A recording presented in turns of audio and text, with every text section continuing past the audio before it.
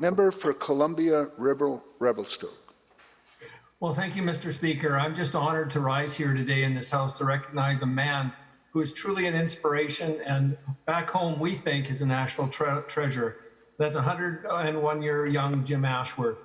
Jim was born in Cranbrook on April the 13th, 1919 and spent his formative years growing up in Invermere. Jim joined the Royal Canadian Air Force in 1941, where he received his flight training in Claresholm, Alberta, and then shipped off to Britain to become a fighter pilot. When Jim arrived, the RAF wanted him to become a flight instructor, which he felt was not in the cards for him. He conveniently failed the instructor's course several times and was finally sent to where he wanted to be, and that was an advanced flying unit.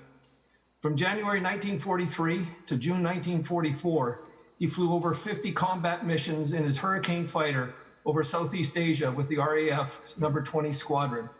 He unfortunately ended up contracting malaria and then dengue fever, which resulted in his return to Canada. Jim is one of the oldest surviving recipients of the Burma Star Medal, which was presented to those who served in military operations during the Burma campaign.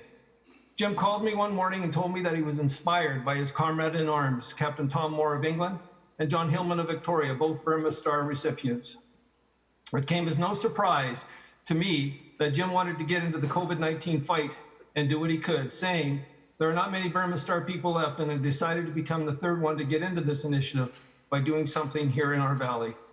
I was proud to be able to set him up with the Columbia Valley Food Bank for what was next to come. Jim picked the goal of walking 101 blocks, targeting $1,000 per block. And to accomplish this, he decided he would walk 4 blocks a day from his home in Invermere, where he and his wife still live, to the Columbia Valley Gardens near the hospital. His goal was to be done by July the 5th. Well, he beat and completed his 100 blocks on June 6th, which was a suitable D-Day event. Jim then pulled a Forrest Gump, and he's still walking, and today he's closing in on 200 blocks. One of the reasons he continued, he cited, "I have to maintain my waistline." To date, Jim has raised almost $36,000. And will this House join me in congratulating and thanking Jim for his continued service right here on our home front in the COVID-19 battle that we are winning so far. Thanks, Jim.